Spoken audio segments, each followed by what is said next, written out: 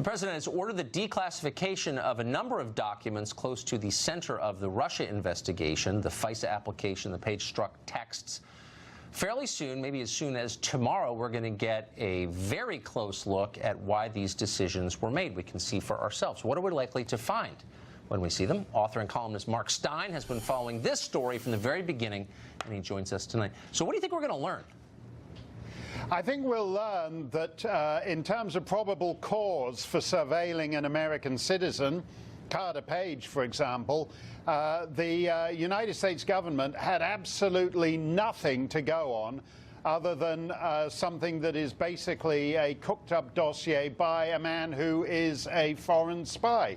The FISA applications, if you look at what's redacted, everyone thinks there's all kinds of interesting stuff in there. Most of it is actually just the boilerplate form you have to fill in to get the application. It's just box checking, which is a lot of what this stupid paperwork is. And then when you actually look at the main section of probable cause, that Carter Page is a Russian spy, they explain that, you know, Russia is a sovereign state, its capital city is Moscow, they've been spying on Americans since the end of the Second World War, blah, blah, blah. If you actually take the justification they have for spying on an American citizen, it's absolutely minimal. And if that's confirmed tomorrow, then serious principled people, whether they're conservative or liberal, that's right, ought to be mad about that. You don't have to be a conservative or a Trump voter to be upset about that. You just have to be an American, I think. So, I don't know, you've probably been on Twitter all day and you've seen that the famous community has already decided what they think of Brett Kavanaugh. Actor Rob Delaney, apparently, I'm taking it on faith, he's an actor. He writes, quote, "Male GOP senators, huge opportunity for you to pretend you give a bleep about women and say you'll be the first to vote no on Kavanaugh. Ben Sass, Bob Corker, Jeff Flake,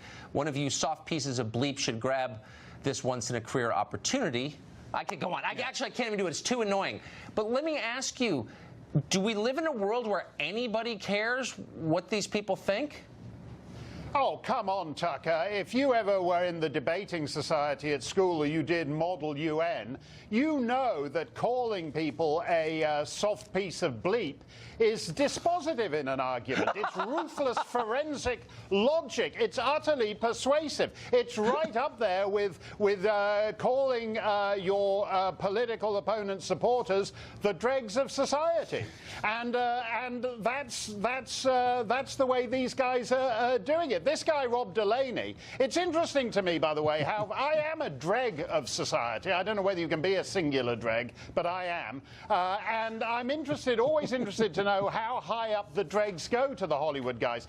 One of these people who's mad about that, Jeffrey Wright, who played Felix Leiter in a couple of Bond movies a few years back, Jeffrey Wright says Christine Ford will now face barbaric Republican wrath and also lifelong ostracizing by Kavanaugh's insular suburban Maryland seersucker and docksiders country club set. You're wearing docksiders tonight, Tucker.